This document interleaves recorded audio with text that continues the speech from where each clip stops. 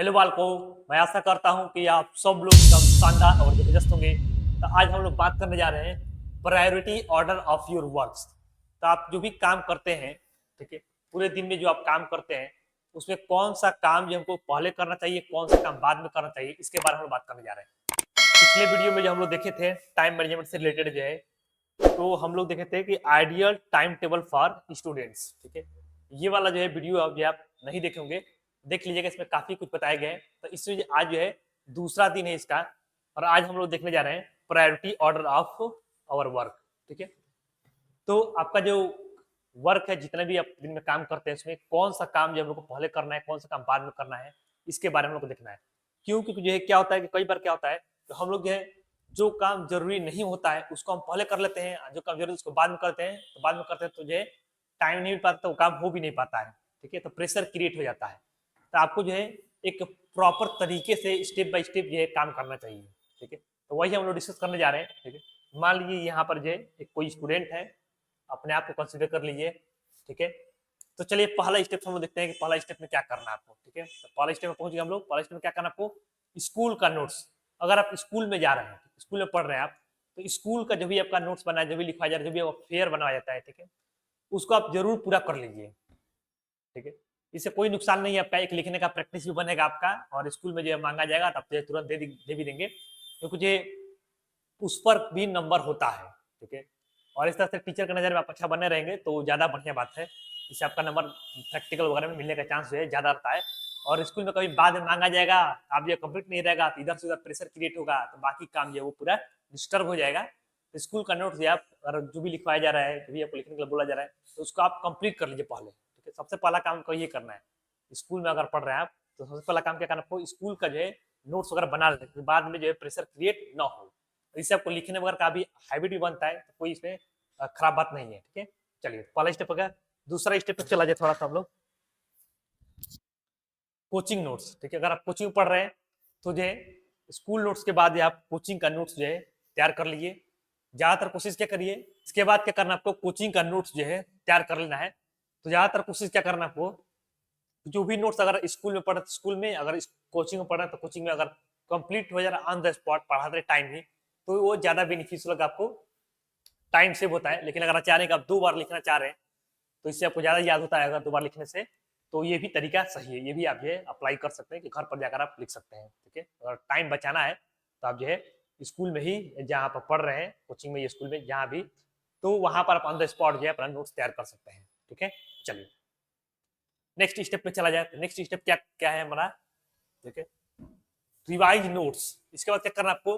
Notes को revision कर लेना है। जो भी आपका नोट्स पढ़ाया गया है, ठीक है, उस नोट्स को आपको रिवाइज कर लेना है। अब ये नहीं कि जो है पढ़ाया गया लिख लिए और आपको जो है याद ही नहीं है। रिवीजन क्या करना है? जो लेटेस्ट में जो पढ़ाया गया है, मान लीजिए आप जो है आज कुछ पढ़े और घर पर गए, तो घर पर जाते हैं आप नोट्स बना लीजिए, नोट्स नहीं बनाए तो, और उसको रिवाइज कर लीजिए, उसको समझ लीजिए, पढ़ लीजिए, ताकि जो अगर कोई डाउट वगैरह हो तो वो आप नेक्स्ट क्लास में पूछ भी सकते हैं, ठीक है। तो आप जो भी पढ़ाया गया उसको जो है एक बार लिखने के बाद है उसको जरूर एक बार बढ़िया से पढ़ लीजिए प्रॉपर तरीके से।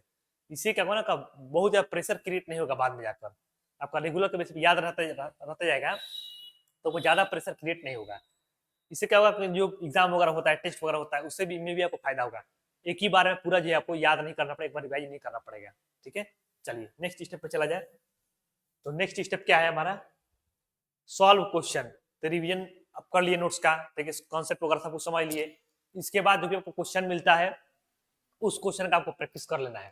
तो ये सब काम जरूर जरूर करना है, ठीक है। क्वेश्चन का प्रैक्टिस नहीं करेंगे तो फिर ये दिक्कत है, कोई मतलब ही नहीं आपका पढ़ने का। केवल थ्योरी पढ़ लिए, समझ लिए और क्वेश्चन नहीं लगाए, क्योंकि ये केवल फार्मूला से जो है आपको क्वेश्चन लगाने आ जाएगा, ये कोई जरूरी नहीं है। क्वेश्चन का अलग अलग कॉन्सेप्ट होता है, अलग अलग कॉन्सेप्ट बेस्ड क्वेश्चन होता है, अलग अलग टाइप्स का क्वेश्चन होता है। आपको क्वेश्चन जो है इसके बाद कर लेना है, ठीक है, लेकिन स्टेप बाय स्टेप ही करना है। अभी नहीं कि जो है एक पहले इसको बाद में, इसको पहले इसको बाद में, ऐसा नहीं करना आपको। ये जो तरीका बताया जा रहा है, जिस स्टेप से बताया जा रहा है, इसी स्टेप बाय स्टेप करेंगे आपको तो ज्यादा फायदा होगा आपका, बहुत ज्यादा फायदा होगा। क्वेश्चन भी आपसे सॉल्व होने लगेगा, ठीक है। नेक्स्ट स्टेप की बात की जाए तो नेक्स्ट स्टेप में क्या है आपका? मेमोराइज। क्वेश्चन कर लिए, रिवीजन नोट्स आप पढ़ लिए, ठीक है। इसके बाद जो टाइम मिलता है तो आप जो है अपना याद करने वाला, जो कुछ आपको याद करना है वो आप काम कर सकते, याद करने वाला काम, ठीक है। तो रिवीजन कर रहे हैं तो कुछ कुछ पार्ट याद हो जाएगा, आपको नहीं याद हो रहा है और भी, तो आप जो है रिवीजन याद कर सकते हैं उसको, ठीक है, प्रॉपर जो है टाइम देकर किसी पर्टिकुलर चीज को जो है याद कर सकते हैं। जैसे कोई डेफिनेशन है, कोई डेरिवेशन है, ठीक है, यूजेज है, लॉज है, इन सब कुछ भी है इस तरीके का जो भी थ्योरेटिकल पार्ट है जो आता है डायरेक्टली एग्जाम में, तो उसको आपको याद कर लेना चाहिए। अगर मान लीजिए आपको बनाने नहीं आ रहा अच्छा तरीके से तो क्या करेंगे आप, आपको प्रॉपर याद कर लेंगे, क्योंकि टू द पॉइंट अगर लिखेंगे आप तो ज्यादा नंबर मिलता है, ठीक है। तो याद करने का आदत भी आपको डालना है, ये नहीं कि जो अब बड़े हो गए हैं तब याद नहीं करेंगे, याद करना ही पड़ेगा, हर हमेशा याद करना पड़ेगा, याद तो सब कुछ करना पड़ता है, ठीक है। कुछ चीज अपने आप याद हो जाता है और कुछ याद करना पड़ता है। नेक्स्ट स्टेप पे चला जाए, शॉर्ट नोट्स, ठीक है। ये काम होने के बाद आपको क्या करना है, शॉर्ट नोट्स बना लेना है। जब भी आपको टाइम मिले तो आप जो है शॉर्ट नोट्स बना लीजिए। शॉर्ट नोट्स कैसे बनाया जाता है इसका एक वीडियो बना देंगे हम प्रॉपर तरीका से, क्योंकि हम भी जो है शॉर्ट नोट्स बनाए थे। और हम जो है अगर मान लीजिए कोई कहे कि जो है 2 दिन के बाद IIT JEE का एग्जाम है उसको देना है, तो जो है मैं दे सकता था, क्योंकि जो मेरे पास शॉर्ट नोट्स था, मैं जो है 2 पन्ना 3 पन्ना में जो है उसको मैक्सिमम 2 पन्ना 3 पन्ना, ठीक है, उसमें जो समराइज करके जो है हम लिख लेते हैं, ठीक है। उसमें कैसे शॉर्ट नोट बनाया जाता है, क्या क्या लिखा जाता है, क्या नहीं लिखा जाता है, कितना चीज छोड़ना होता है, ठीक है, वो चीज आपको बता दीजिएगा एक अलग वीडियो प्रॉपर। इसका एक शॉर्ट नोट्स कैसे बनाते हैं सही तरीका से, इसका एक वीडियो बना देंगे हम, ठीक है। तो आपको टाइम मिलेगा तो शॉर्ट नोट्स जो है बना दीजिएगा, ठीक है। चलिए कैसे बनाया जाता है वो वीडियो बनाकर हम बता देंगे आपको, ठीक है। चलिए नेक्स्ट स्टेप में देखा जाए, नेक्स्ट स्टेप क्या है, रिवाइज ओल्ड चैप्टर, ठीक है। अब जो भी आप जो है इतना काम करने के बाद, ठीक है, आपके पास अभी और भी टाइम जब भी बच रहा है तो क्या करिए, पीछे का चैप्टर जो है आप रिवाइज कर सकते हैं, ठीक है। इतना काम करने के बाद लगातार अगर फिर भी टाइम बच रहा है क्या करेंगे आप, पीछे का चैप्टर रिवाइज करते चलेंगे। आगे नहीं पढ़ना था, बहुत ज्यादा आगे भागने के चक्कर में जो है नहीं रह जाता है कि नहीं जी हम आगे निकल जाए सब पढ़ ले, आगे का पढ़ ले, कोई फायदा नहीं होता है। जितना ज्यादा आप रिवीजन करेंगे उतना ज्यादा आपका फायदा होगा, ठीक है। तो रिवीजन जो वो सबसे ज्यादा जरूरी होता है, ये गेम चेंजिंग हैबिट है रिवीजन, ठीक है। पुराने चैप्टर का, नए चैप्टर वाले पढ़ ही रहे हैं उसको रिवाइज कर ही रहे हैं, ये पुराने चैप्टर का, ठीक है, वो लगभग सभी लोग भूल जाते हैं, अब बाद में का प्रेशर क्रिएट हो जाता है। अगर आप ओल्ड चैप्टर का टाइम निकाल कर रिवाइज कर रहे हैं पीछे का, तो ये आपके लिए बहुत ज्यादा बेनिफिशियल होगा, बहुत ज्यादा आपको क्वेश्चन करने के लिए टाइम एक्स्ट्रा मिल जाएगा बाद में, क्योंकि आपको जो है लगातार, क्योंकि तो देखिए अगर आप एक चैप्टर रिवाइज किए, अभी मान लीजिए आपको पहला चैप्टर पढ़ाया गया, ठीक है, रिवाइज कर अगला चैप्टर दूसरा चैप्टर पढ़ाने लगेगी, दूसरा चैप्टर स्टार्ट हो गया, तो अब क्या करेंगे आप, तो अब पीछे का अगर आप याद करते चलेंगे, पहला चैप्टर फिर से रिवाइज कर लिए, तो ज्यादा टाइम नहीं लगता है इसमें। ओल्ड चैप्टर को रिवीजन करने में अगर लगातार आप रिवाइज कर रहे हैं तो ज्यादा टाइम नहीं लगता है, 10 से 15 मिनट मैक्सिमम लगेगा, आपका तुरंत याद हो जाएगा। और इससे क्या होगा ना, पूरा अगर इस तरह आप करेंगे तो बहुत चैप्टर आपका जो है कवर हो जाएगा और ज्यादा टाइम भी नहीं लगेगा आपको, और पूरा छूट जाएगा, मान लीजिए 1 महीना छूट गया है फिर से उसको पढ़ना है तो बहुत कॉम्प्लिकेट हो जाता है, ज्यादा टाइम लगता है उसको पढ़ने में, हो सकता है 3-4 घंटा 5 घंटा लग जाए आपको एक ही चैप्टर पढ़ने में, ये भी हो सकता है, क्योंकि हो सकता है दिमाग से पूरे तरीके से निकल गया हो। तो ध्यान क्या देना है आपको कि अगर आप ओल्ड चैप्टर का लगातार रिवीजन करते रहे टाइम निकाल कर, ठीक है, तो आपका बहुत ही कम प्रेशर क्रिएट होगा लास्ट में, और आपके बहुत ज्यादा फायदा रहेगा, वो टाइम मिलेगा आप क्वेश्चन का प्रैक्टिस और ज्यादा कर सकते हैं।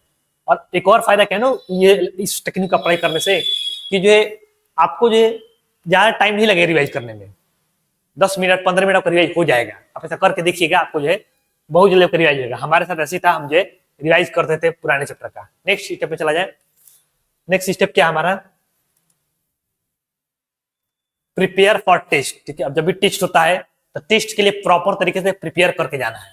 जब भी टेस्ट होता है ये नहीं कि जो टेस्ट में ऐसे ही चले गए, तो टेस्ट जब भी होता है, जैसे हम लोग यहाँ पर जो हर मंडे को टेस्ट होता है, तो आपको संडे जो छुट्टी मिलता है उसे प्रॉपर तरीके से आप जो है तैयार करके आइए, ठीक है। अब ये नहीं कि टेस्ट देने ऐसे ही आ गए, तो टेस्ट तो होता है हमेशा, चलो ऐसे देते हैं, ऐसे नहीं देना है आपको, प्रॉपर तरीके से उसको रिवाइज करके सही तरीके से प्रिपेयर करके उसको टेस्ट देंगे तो आपको बहुत ही ज्यादा फायदा होगा, ठीक है। आपका कॉन्फिडेंस बिल्ड होने लगे, ठीक है, मेन है कॉन्फिडेंस का सारा खेल। कॉन्फिडेंस आपको जो है बिल्ड हो गया है, आपको जो है कई सारा जो है टफ क्वेश्चन आपको आने लगेगा, आपका माइंड जो अच्छे तरीके से चलने लगेगा, सारा कॉन्फिडेंस के बाद, और डर हो जाएगा तो आता है वो क्वेश्चन आपसे जो है नहीं होगा, ठीक है। तो टेस्ट में अच्छा परफॉर्म करने वगैरह से क्या होता है, कॉन्फिडेंस वगैरह बूस्ट होता है, ठीक है। चलिए नेक्स्ट एंड लास्ट स्टेप क्या हमारा, बी अपडेटेड। अपडेटेड रहना आपको व्हाट्सएप और यूट्यूब पर, आपको जो अपडेटेड रहना है कि जो है क्या लेटेस्ट में चीज चल रहा है, क्या न्यूज आ रहा है आपसे रिलेटेड, क्या आपसे रिलेटेड बातें हो रहा है आपकी क्लास से रिलेटेड, ठीक है। इन सब चीजों के बारे में आपको अपडेटेड रहना है। अपडेटेड कैसे रहेंगे, तो एक व्हाट्सएप है आपका और दूसरा आपका यूट्यूब, 2 चीजें बस, इंस्टाग्राम और फेसबुक जो है ये नहीं, इसको अपडेटेड नहीं रखो, 2 चीज। इससे क्या होगा आपका कि जो एक हर कुछ आपको पता चलता रहेगा कि कब क्या चीजें हो रहा है, कोई नई चीज आया इन्फॉर्मेशन वगैरह तो आपको पता है, इन्हीं की जो है पता ही नहीं चलेगा। तो आप फ्रेंड से पूछ सकते हैं, व्हाट्सअप है और यूट्यूब है, बस इतना ही से आपको इस्तेमाल करना है। ठीक है, ये आप स्टेप्स फॉलो करेंगे। 9 स्टेप्स है, 1 2 3 4 5 6 7 8 9 स्टेप्स है। इसी प्रायोरिटी ऑर्डर में जो है आप अगर आप काम करते हैं तो आपका जो है अच्छे तरीके से आपका माइंड के ऊपर कोई प्रेशर जो है क्रिएट नहीं होगा। ठीक है, तो इस तरीके से अगर आप प्रायोरिटी ऑर्डर अपना बना लीजिए और आपके ऊपर माइंड का ऊपर जो प्रेशर जो है क्रिएट होना बंद हो जाएगा और आप कूल फील करने लगेंगे और आपका माइंड हमेशा रिफ्रेशमेंट फील करेगा। ठीक है, चलिए, थैंक यू।